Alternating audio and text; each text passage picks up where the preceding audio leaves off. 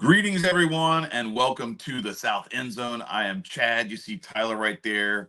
It is a great day to be a member of the South End Zone podcast because both of our teams won. I got up early Saturday morning, started throwing down some bacon, Oh some yeah. ham and hash browns. Then I did a pork tenderloin. What else did I do? I did some pork sausage. It was all pig all day. I don't know, Tyler. Did you have steak? Oh, I wish we had You should the finest pizza that you could possibly have. you should have had steak, man, Uh, because the I had way Georgia too Bulldogs I had way too many people over to be cooking steaks. I'd be got out it done. of money. But You got dude, it done, man. mm, well, I'll say this: when Tracy asked me last week what we needed to do to be able to win this game, it was A, tackle, and B, catch the ball. And now, to be fair, we still were catching the One out ball of two ain't all day. bad. Well, one out of two got it done. I'll tell you what, our defense looked like our defense, like for once, for the first time this year. Like I don't know how to describe it. Like these guys were the guys that played last year, and they were playing like they never played before. And I'll tell you what, we look so good. I got kind of nervous though. We went punt. Okay, got to test the waters a little bit. When we, had three plays, three and out, I'm like, well, shit, here we go. We're right back where we started. We had two incomplete passes to the same guy, and then we ran it just to punt it. Hmm. Um, and then when Texas matched our three and out. I don't know what it was, but so we have a little bar downstairs, and I was kind of standing behind the bar most of the night. I literally invited my friends over, say, "Hey, want to see me have maybe a mental breakdown, but also like hang out and drink with me? Like you could totally do that." And so they're all like, I feel all like we my have to friends. tell everybody. I think we have to tell everybody at least until we get to the point where we have enough of a following where everybody kind of knows the story and everything. But Yeah, Tyler is a huge Georgia fan, but he lives in Pennsylvania, yeah. So I'm the and only so Georgia he fan that is people know. big time fish out of water. He's the only Georgia fan that these people know, and so like for them, it's not like they're coming over to watch the Georgia game too because they love Georgia. This is like just, yeah, sure, I'll go watch your team play somebody else that I don't care about. Like, No, it's literally it's because my friend, me and all my friends like hanging out, and everybody kind of knows that I'm a Georgia fan. And mhm, Penn State was off for the weekend, and not much else was going on, so they were like, "Yeah, well, I'll come over." And so I was like, "Hey, you yeah. know what's going to happen? I might be screaming and kick you all out at halftime. We don't know. We'll find out, but we'll see."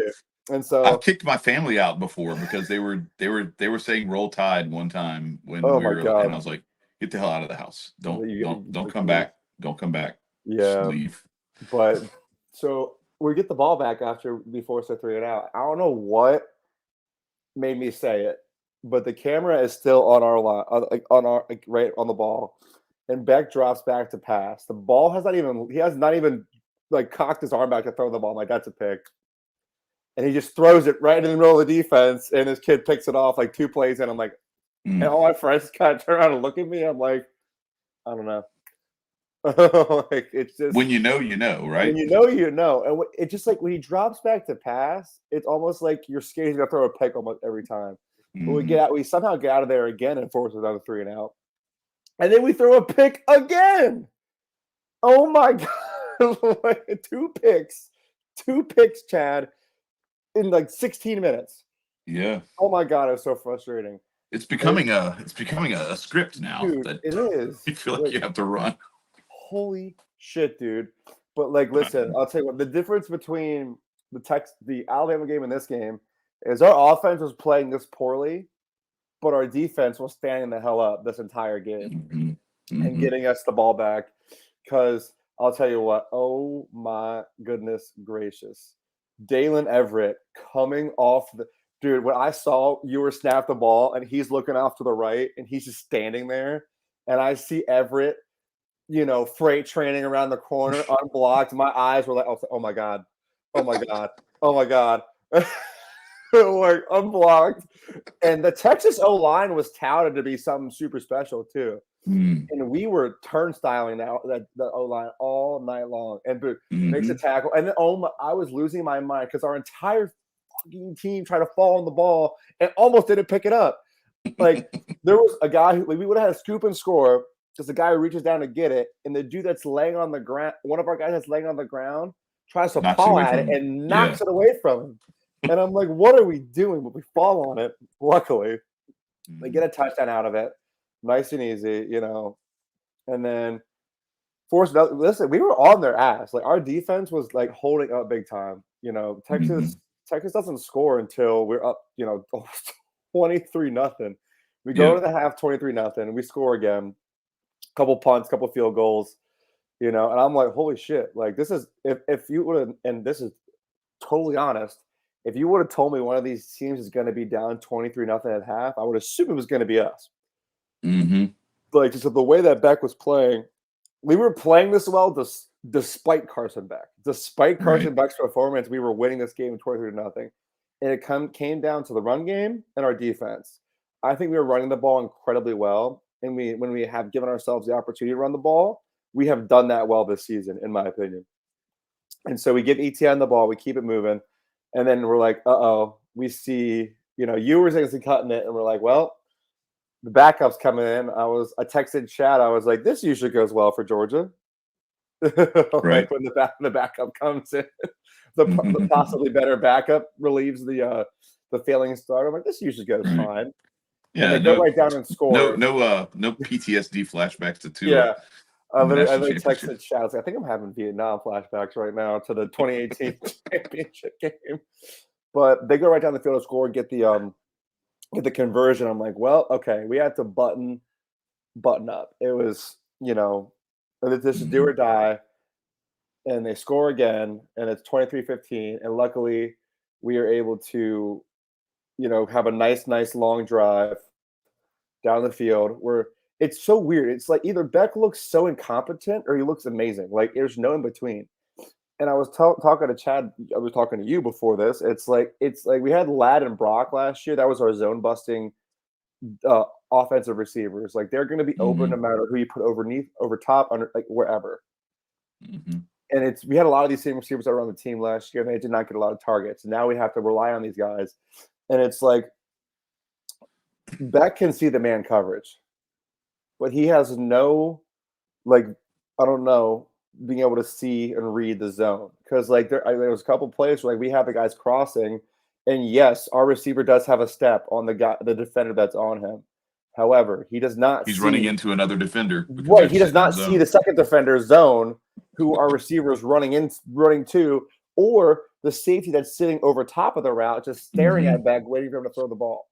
Yeah, like, or sometimes, like in the Alabama game, it was the linebacker or the safety underneath too. Right. That would just drop back and just snatch it out. He would see the safety sitting over top of the route, but he wouldn't see the defender low, and so he would just throw it. And like you said, that defender takes 3 steps backwards, and the ball's literally in his chest.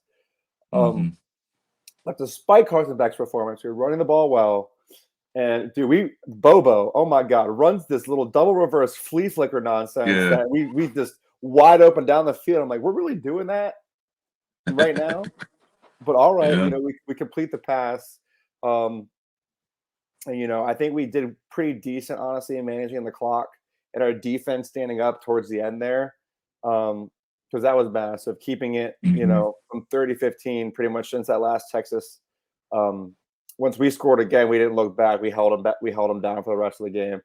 And first of all, I didn't even talk about the I don't know if you were watching at this point, but Beck throws an interception that the refs throw a flag on and say no. Oh yeah, Texas pass interference. Yeah. And I'm like, and we're looking at the replay. I'm like, well, yeah, I guess it kind of was, but it also, like, I think they both grabbed each other. Like, it was kind of a shitty, like, ticky-tack, whatever you want to call there. Probably don't have to call anything. And then the Texas fans just start throwing water bottles onto the field. I'm not convinced they were water bottles. And if they were water bottles, what's in them, Right. Just start throwing water bottles onto the field. And then they pick up the flag. And I'm just like, and I love that Sark decides to run all the way over the other across the field to try to tell the student section, calm down, stop. So I'm like, all right, man, whatever. You're gonna get hit in the head with a water bottle if you don't run back to your sideline. Right. Just like the fact, like they throw the flag, kind of a garbage call. I mean, is what it is. Like, bad calls happen. They were calling bad calls against us all night. Not to mention the 2 crazy targeting penalties that got 2 of our guys ejected late in the game for tackles on guys with the ball that the offensive player initiated just as much contact as we did. Like, Yeah. I don't, and you know what? It doesn't matter. We won. Like the refs were terrible in that game, in my opinion, on both ways. To be completely honest with you, but just the fact They that were they flag caused us, happy. They were flag yeah, happy as hell, man. They were just dude, left and right throwing flags. dude, and the fact, but just the fact, like I don't know what kind of precedent, and maybe it's they looked at it and they said whatever, but it just like the course of events where it's like you have flag, and then you have essentially like just all the public just throwing water bottles in the field and then picking the flag up.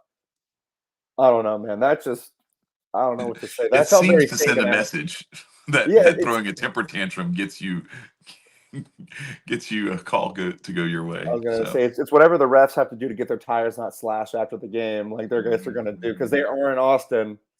I don't know. That was very questionable in my opinion. But overall, I think that our run game and our defense is what led us to victory. But neither one of those yeah. guys can do shit, and that made me so happy. I was like, they're gonna try to flip the script on us, and we still got to them. That O hmm line, they couldn't block us for shit. It was like, and I'm thinking to myself, like, if we played Bama even like remotely this good, I don't think they beat us. I think we beat them No. pretty, like, despite the mistakes that Beck made. Miro doesn't get away from us if we were getting to him like we did to Arch and Quinn Ewers on Saturday night. Right. No, for But sure. listen, number 1 team goes down, baby, and now we're back to number 2 going into a bye hmm week. Thank God. Then we have a Not pretty number decent. one though, which is good. You That's let fine. Oregon stay at number one, so you That's get to totally fine. still be off the radar. I thought they were gonna bump Penn State up to 2, but I was like, Yeah. we'll vault them, I guess, because Penn State, Mhm. when they actually play somebody, we'll see. Yeah. But yeah, overall, man, like if we can get back, to stop seeing ghosts and maybe see the zone coverage and not throw it right to the defense, maybe we'll be okay. I mean, I don't know. Like I was talking to you about this, and this may be a little like testy, but Dylan Raiola of Nebraska was originally hmm committed to Georgia. And when Beck decided to stay for his senior year, is when Raiola flipped to Nebraska. Yeah. I think there's a high possibility that if Raiola stayed and went to UGA as a freshman, that during the Alabama game, he probably would have gotten put in, hmm and potentially we were winning, so it is what it is. But Texas game might have been questionable to put him in too. I don't know. So Like, here's the thing about that. I was actually thinking about this after we had that conversation about that situation. Like, mm, I don't know that Georgia comes back against Alabama though. If I don't know like either. because Beck was like hair on fire, just like from the middle of the second quarter all Yeah, the way throughout the rest of the no, he game. did He pick was it like, up for sure. yeah. So the answer to this question, does this put Georgia back in the driver's seat in the SEC? Because Texas just seemed like because this was like their game. This was and now they still have Texas A&M towards the end of the season.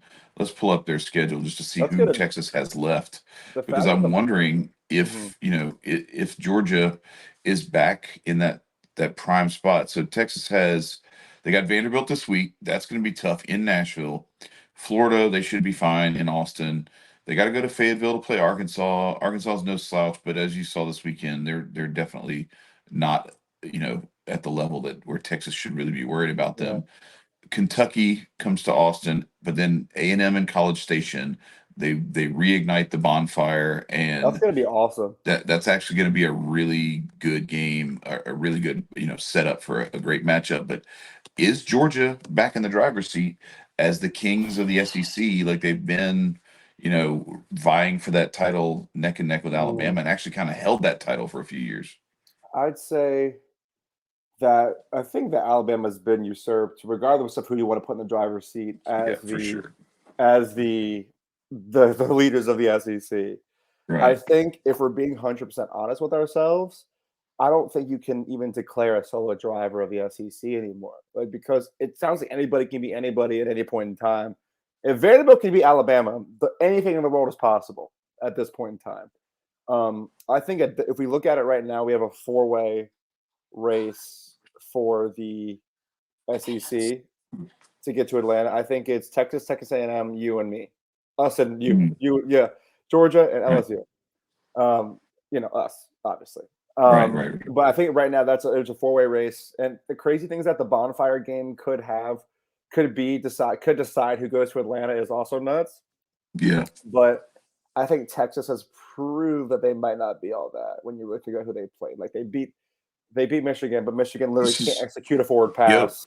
This is Like what we were saying. This is what we were saying this yeah, whole time. And really, I'm very disappointed that USC wasn't able to do more against Michigan than they did because it's that loss is starting to look worse and worse. But I think like you and I were talking about it, that you go back and Georgia gets to play Alabama 10 more times and LSU gets to play USC 10 more times.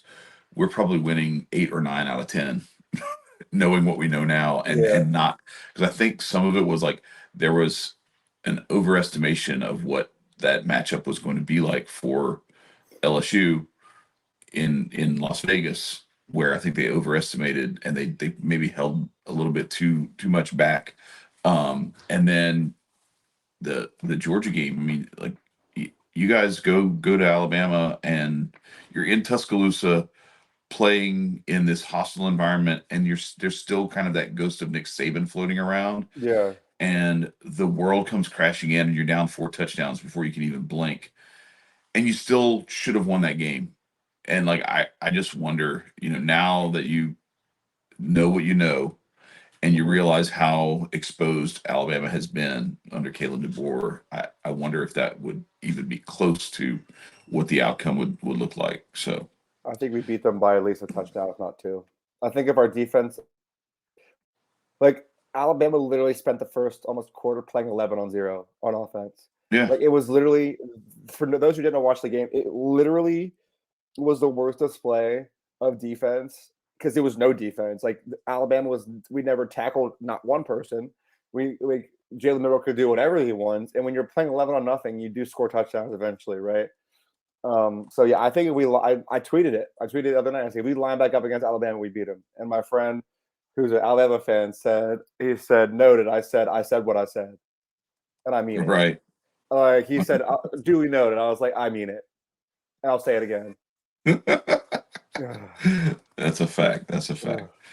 One of the teams that could be in contention for this driver's seat position, though, is none other than the number 8 LSU Tigers. Went into Fayetteville. Look, I realize it's Arkansas, but like we saw what happened with Tennessee going in there. And I know it's a freshman quarterback, Nico Iamaleava, and Tennessee just didn't seem to come ready to play for that game. But like this Arkansas team is not a slouch. They gave A&M hell in Dallas. They I think they're a solid team. Sam Pittman is doing a really good job this year. And LSU went in there, and what I really liked about it was regardless of the competition or anything like that, it's a night road game with a bitter rival in the SEC. This is usually, we've talked about it before, multiple years running now. This is a rock fight every Mhm. time. And this is their Super Bowl. That's why like there's this trophy. We don't want this stupid boot trophy. This wasn't our idea. This was their idea because this is like their Super Bowl. If they can beat LSU, it's like, well, we did it.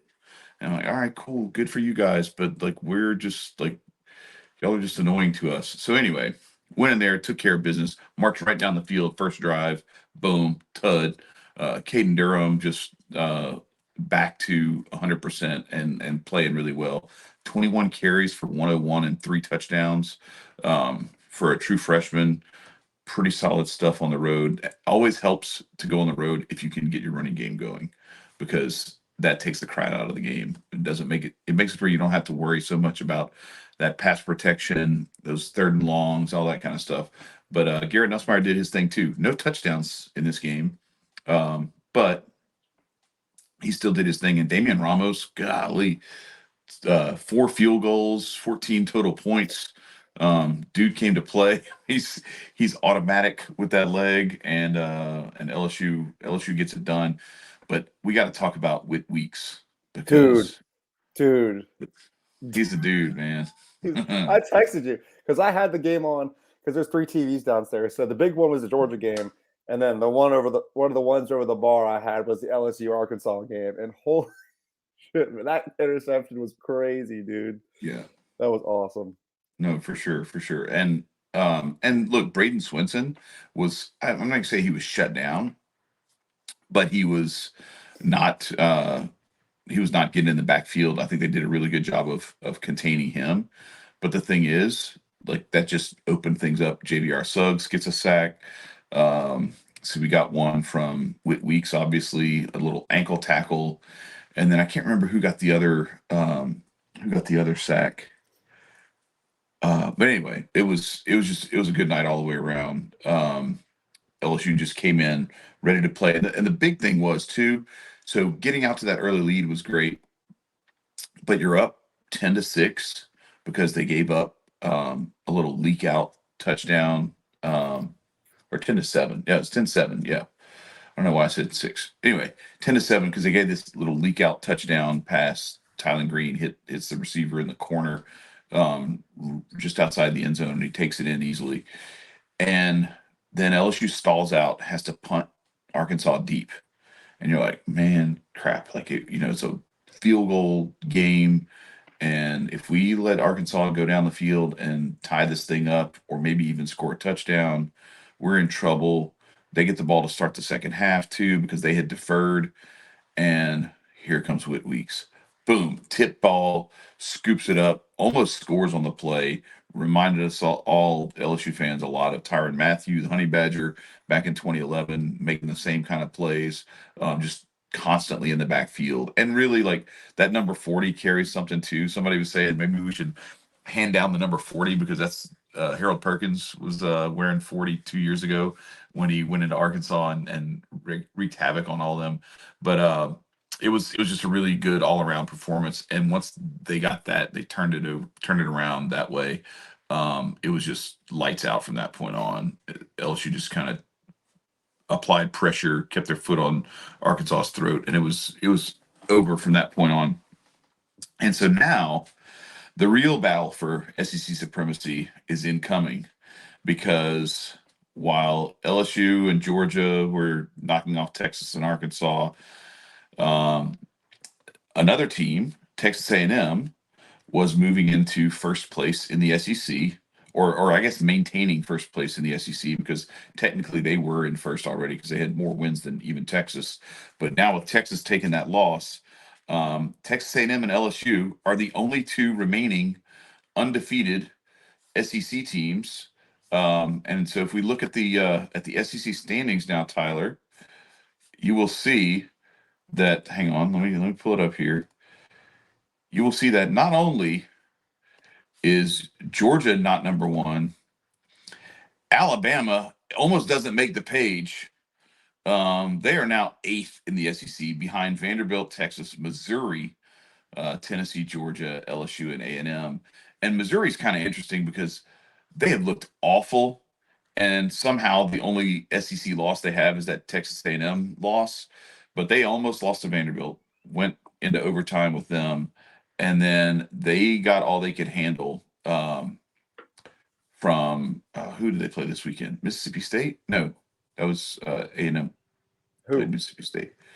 No, Missouri played Auburn. That's who it was. And they came back against Auburn too. They were down and Yeah, they came back and beat them.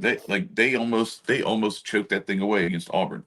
Another terrible SEC team, by SEC standards anyway. And so now you have Texas A&M and LSU right here, undefeated. LSU goes into College Station, and I will say this: Texas A&M's schedule has not been that daunting thus far, but they have been playing in the SEC. Their only losses to Notre Dame. We were talking about it before. It's very possible that they could go in and beat Notre Dame now if they had to play that game again. But Notre Dame did go into Kyle Field and get the job done week 1. So you don't have. I'll give LSU a little bit of a pass for having to travel to Las Vegas and play USC in a pretty 50-50 environment. You got to host Notre Dame in your home stadium for a prime time matchup, and you crap the bed like they did. That's so we'll see. We'll see how A&M looks. But again, another one of those games where a Mississippi State team that we didn't put a whole lot of faith in before the season started. They played another very good, very tough SEC opponent to a 10-point margin. Yep. So this is the first time they've done this. They've had multiple of these. Yeah, seriously. They gave Texas all they could handle. We talked about it last week, previewing the Georgia Texas game, that they had Texas within a score until the very end of the third quarter, and then Texas just pulled away. They played Texas A&M to within a 10-point margin, played you guys to within a 10-point margin. So not surprising at all that they gave Texas A&M all they could handle in this one. Yeah, But dude. yeah, so LSU Texas, we're gonna Texas A&M, we're gonna talk about that in our upcoming preview episode. But A&M getting it done. They move along. They stay undefeated, and they still have a pretty tough SEC schedule ahead of them because it's not necessarily all easy road from here on. LSU comes to College Station, then they go to Columbia and play at a very good South Carolina. They got a one little gimme left on the schedule. Then they go to Auburn, which Auburn's terrible, but Auburn has given Oklahoma and now Missouri hell.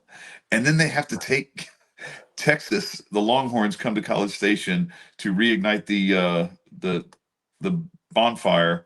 And I don't know. I think this is a huge matchup because I think both Texas A&M and LSU, the winner of this game is in really commanding position to make it to Atlanta. The loser of this game still has a lot of work to do. LSU still has Alabama coming into Baton Rouge after this game. So we play this game, then we've got a bye week, and then Alabama comes to Baton Rouge. Alabama has a bye week that week too. So like you could see some things where, maybe Alabama comes out of the bye week looking a little different. Mm-hmm. Um, could make some adjustments. And so, you know how it is. It's always, For sure. November football is a different animal.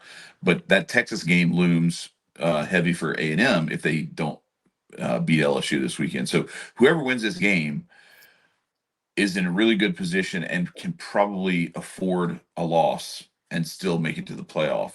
Whoever loses this game is really up against it because now you've got to win that other big game if you want to make it to Atlanta and possibly if you want to make it to the playoff. I will Mm-hmm. say this though, the loser of this game, if the only loss that you have after this is either to Texas in A&M's case or to Alabama in LSU's case, Yeah. I feel like the chances of making the playoff are still alive. Yeah. So, Good Lord. If but Texas A&M makes it to Atlanta, I don't know what I'm going to do with myself.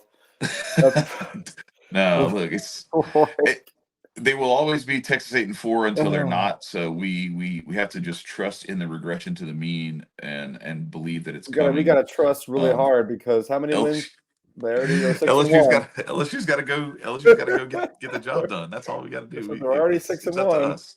It's up to us. We got to go take care of it so that I don't have to listen to A&M fans. Thank you guys for taking care of Texas, but now we got to go take care of A&M. So Mm-hmm.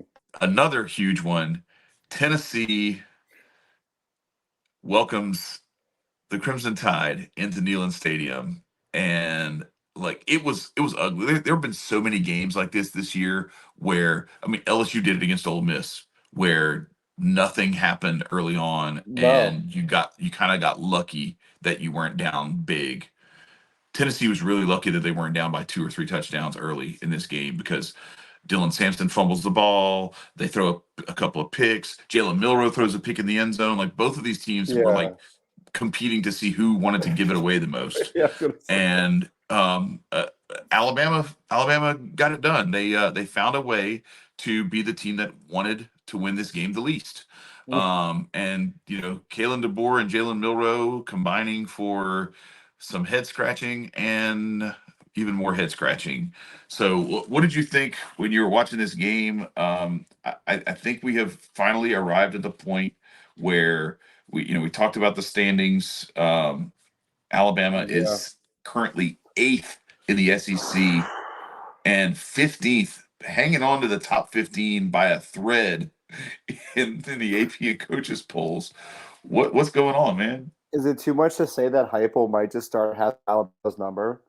Like Saban, I'm pretty sure the Saban's record against Tennessee. I'm pretty sure that loss they had, what was that, 2 years ago, was the first time they 22, lost yeah, to with them. Hendon And Hooker. in all of Saban's career, I'm pretty sure that was I think that was the only time they ever lost to Tennessee. I think Very it would have possible. been a very long time. And I don't know what so happened. it's okay. I don't know. It's pretty much two things are proven that Jalen Monroe is not him, and Nico needs more time to develop. Like we For all sure. know that Nico will be good eventually. It just Right. is going to take him some time. Like I don't think anybody should necessarily be out on him by any stretch of the imagination. I just think that like Mhm. he's young and has plenty of Yeah. time to develop to be a great quarterback down the road. Mhm. Like there's no reason to give up on him at all. I know there's Right. a lot of pressure on these young guys to compete right away and to make your team competitive right away. And Tennessee is still being fairly competitive. They don't suck. Like they're number Mhm. 4 in the SEC, I think, at this point, given Right. the rankings. I say that Nico needs to work on decision making and execution. It's those kind of things. He has the talent and the skill set to be Mhm. a starting quarterback and a good starting quarterback in the SEC. He just needs time, in my opinion. However, I think that Alabama is not it. You know, the only touchdown I think I saw they had 7-0 at halftime was to none other than Ryan Williams. Not Mhm. shocked there, like 73 yards and 8 catches. Like I told you, like if you can keep that kid from getting the ball somehow, I mean, we definitely couldn't do it. I don't think I've seen anybody do it yet. You can keep Alabama off the scoreboard essentially because their running game is not Alabama's run game from years past at all. That's the biggest thing. Mhm. It's like they will beat you, they whip you up front, and they will whip you deep. Like it's like Mhm. all levels of offense, you cannot stop them. If you look at Alabama as a team's past, I think this is Alabama's official regression, and I think that Tennessee is going to end as a potentially upper to middle road SEC team this season. But I think they are going to make improvements throughout Nico's career at Tennessee. That's how I'm So you feeling right know now. you know what it's time for though, right? What's that? It is time for the transitive triangle, my friend. Ooh, So get ready ooh, because spooky. LSU beat Arkansas this weekend. And you know who Arkansas beat? Well, they beat Tennessee. Who did Mm-hmm. Tennessee beat this weekend? Alabama. Who did Alabama beat a few weeks ago? The Georgia Bulldogs. And who did Georgia beat? They beat the Texas Longhorns. So that, to me, we're the tip of the triangle, boy. Like, it's, the world is our oyster. LSU is so that's why I'm saying, like, I think A&M, you got your work cut out for you. I think we're 3-point dogs going on the road to Oh, take is that on real? Oh, I'll take that um all day. Give me all yeah, of yeah. that. So we're 3-point dogs going into College Station, and so that's how the transitive triangle crumbles. I will say this though, like another entry into the transitive triangle could be like, is Mm, Florida better than Georgia at this I point? don't Like, know. No, I how did don't. they how did they hang a 4 touchdown win on I'm Kentucky, pretty sure who y'all because couldn't even beat Lagway. by 2 points? I don't know. It's the swamp, man. I think that there's some magical voodoo, who knows what, where Florida's going to play well in this. I don't know if we're going to play 48-20 well, but at Right, least they'll win. They right. have a high chance of winning at home. But you have to admit, there's those places in the SEC Mm-hmm. where records go out the window and all logic is also out the window. And I think the number one The culprit, if swamp. not one of the top three, is the swamp Mm-hmm. down in Florida. Like anything is possible when you go down. And we're lucky we don't have to play them there ever. Look, But that's why so that's why I was really happy to get out of Fayetteville with the win, yeah, because like a win is a win in the SEC, a road win is a road win, and like in a place like that, it's still tough. Like Starkville is a tough place to play too. All those damn cowbells, like yeah, playing road games. And I get like this, it's that way with other conferences too. Like this isn't just an SEC phenomenon, but some of these schools, like when it's their Super Bowl to knock off one of you guys, yep, whether it's us, you, whoever. um and when it's something where like it's a neighbor, or in Florida and Kentucky's case, it's not a neighbor, but it's just like this. I think both teams are at this crossroads where like Yeah, Kentucky has had a couple of like disappointing losses after an impressive win, or in the case of they almost had you guys, and then beat Ole Miss. where like they're staring, they could Yeah, be undefeated in the SEC, and instead they're where they are, and then they go into an environment like this, and Florida is actually playing for Billy Napier's life. yeah. And shout out to Billy Napier because the man is staying alive, and he almost got it done against Tennessee last week. That's what's crazy. Even crazier about Alabama losing is that Florida seemed to play better than Alabama did against Hmm. Tennessee. Florida's kind of up and coming, and we got to go play them in the swamp in a few weeks. So I don't know what the hell we're doing, like who we pissed off, but like when Auburn is terrible, we don't get to play Auburn. Instead, we got to play South Carolina when they're good, Vanderbilt when they're good, apparently, and now we're gonna have to play Florida after Dude, they have resurrected their season and gotten it going again. bro, I'll tell you what about Florida though. Whoever, and we talked about this before, but I think it even resounds more. Whoever was in charge of making the SEC schedules must absolutely hate Florida with a Florida? Oh, burning passion. absolutely, Did you see? absolutely. I'm pretty sure they finish out the season with, I think they play us, Ole Miss, LSU, and I think either Texas A&M maybe, It's or Georgia, Texas, LSU, Ole yeah, Miss, and then Florida State. bro. And Florida And State was one of the ones that we thought actually might be like a no, game. And now it's like but Florida State at the end of the year is going to be their cakewalk finally. it's going to be They the breath of finally fresh air after it's going to be a getting. breath of fresh air to play a team that was undefeated and just missed the playoff because their quarterback got hurt last year. Yeah. It's wild. But so another team that is impressing is South Hmm. Carolina. So this team that almost beat Alabama last week, Should and have. I remind everyone again, like South Carolina is good. Like, don't get me wrong, but Alabama is this close to being on a 4-game losing streak right Mhm. now and being like under 500. Yep. Like, could you imagine? Like, Alabama should be 3-4 right now. That's Yep. insane. Yep. Could very easily be 3-4. And I'm telling you, like, this is what we've been talking about for a long time, is that this is what you have to come to expect because this man is on the sidelines and not Nick Hmm. Saban anymore. And when you have this sort of thing happen, like what happened in Neyland Stadium, what happened in Nashville, what almost happened in Tuscaloosa against South Carolina, what almost happened in Tuscaloosa against Georgia, blowing a 28-point lead. Hmm. Like, this is the new normal for Alabama fans. Get used to not knowing week to week if you're going to be able to beat Missouri Yeah, dude. Welcome to the SEC. at Welcome to home. reality. Welcome Welcome to to reality. planet Earth, Alabama. Yes. Welcome to the So, reality speak, of. speaking of speaking of Missouri, they stay in the top 20 by barely beating the Peyton Thorne and Hugh Freeze Auburn Tigers. And that's another one. I don't know that Alabama's going to win the Iron Bowl this year. Like, it's Oh all my up for God, grabs. Who the hell knows? I don't know what's going to dude. happen. Um, Vanderbilt beats Ball State by Woo! 10.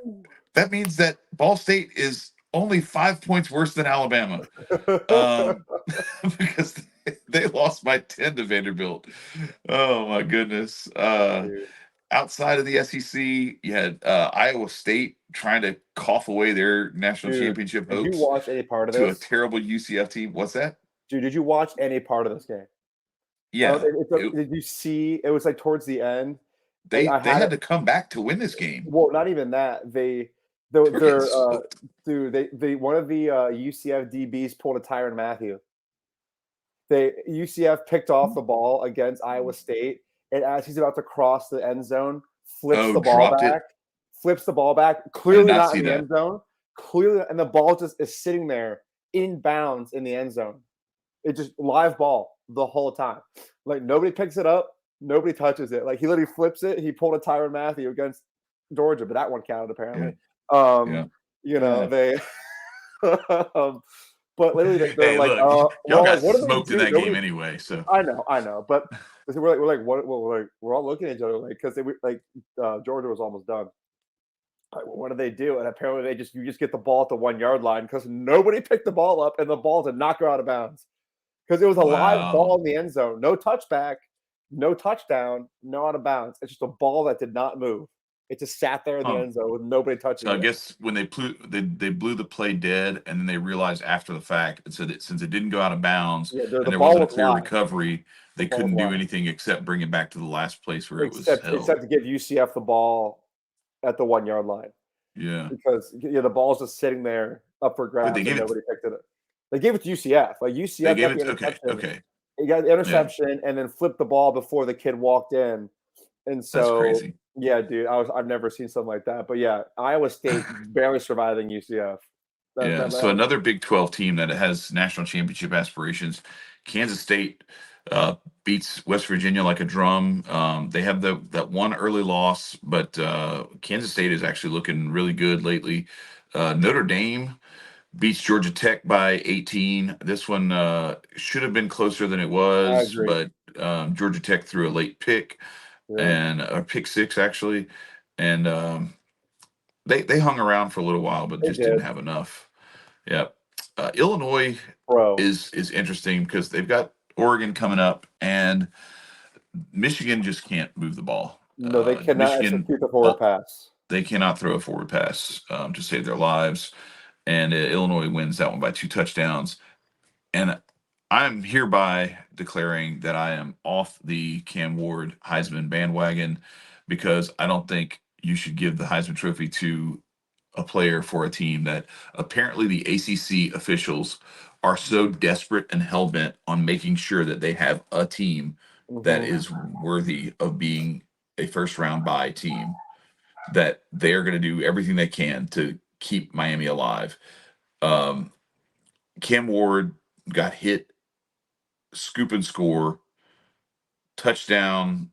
Louisville ties the game up late.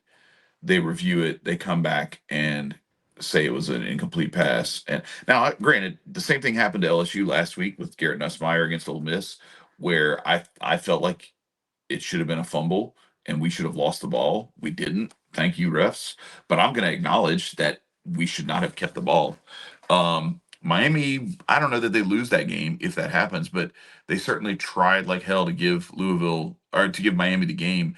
And we already know they gave them a game earlier this year against Virginia Tech where dude catches a touchdown pass. They call it a touchdown on the field. They review it for like 10 minutes. And then somehow, with no clear evidence, they're just like, nah, we think we should overturn it. We can't prove that we should, but we're going to do it anyway. Yeah, And that's where replay is now, is that now this indisputable visual evidence criteria doesn't exist anymore. And now it's just like you can make up shit. And if you didn't see something, you can pretend like you know what happened where you didn't see something. yeah. It's very bizarre. And I think Indiana might be more legit than Miami Oh, Jesus because Christ! I did not see the end of this game. I did not see the final score of this game. yes, Indiana beat Nebraska like a drum. This is a Nebraska team that like has played pretty well this year. Yeah, like probably Beat gonna make a bowl Colorado game. 28-10 or 28 to Yeah, nothing or whatever it was. yeah. Um, so Indiana, yeah, we'll see. Like just keep an eye on them. We're not going to say anything just yet, but they're on the radar for the Big Ten. And they actually give the Big Ten like a little bit more depth than I think they had because Mhm. USC not being what we thought they were, Michigan not being what they thought they were. You don't want to have to go to the depths of like the Illinois and that sort of range, Wisconsin and Rutgers and They crap at like least that. have four So teams right if now. That Indiana yeah. remains undefeated and keeps plugging along, we you might have something to talk about there. Keeping it in the Big 12, Ooh, BYU snuck out of beats there. Oklahoma State 38-35. BYU, watch out. There's some games coming up here where we're gonna have some very interesting stuff to keep an eye on. And so some of these matchups are going to start to have some really, like what we were talking about last week with Jeremiah and Tracy, the playoff implications are about to get wild, Hmm. where you're about to have 10 playoff implication games every weekend. Yeah, we are.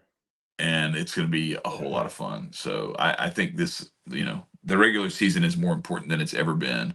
And we're just going to have to wait and watch that prove itself out, because it's not to say that those days of one singular game being like for all the marbles in the regular season, and it's so important that like if you lose it, your season's over, and if you don't, your season gets to continue. It's to say that there are more important regular season games now than there ever Right, have been. for sure. And for So more that teams. to me elevates the regular season, makes it more important. I don't want it to be the sort of thing where the only three games that matter in the SEC every year are Georgia, Alabama, LSU, Alabama, and Georgia, Texas. Yeah, Like, no, exactly. it needs to be deeper than that, and it is now. So it's going to be good for everybody involved. No, I agree. You know what else is good for everybody involved? What's that? Liking, sharing, and Mhm. subscribing to this channel. Spread the word nationwide.